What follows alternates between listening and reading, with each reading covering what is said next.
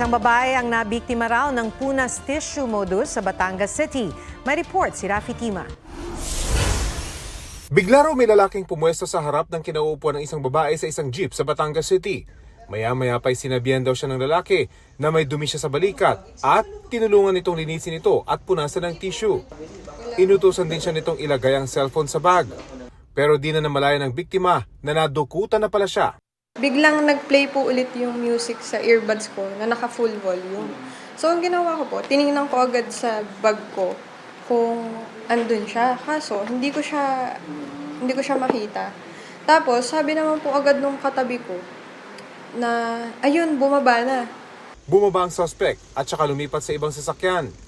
Ayon sa Batangas City Police, ito isang uri ng modus na punas tissue. Lahat po ng nasa paligid ay nagkakaroon ng motibo once nakakita sila ng oportunidad. Kaya payo ng pulisya, dapat laging maging alerto. Rafi Tima nagbabalita para sa GMA Integrated News. Huwag magpahuli sa mga balitang dapat ninyong malaman.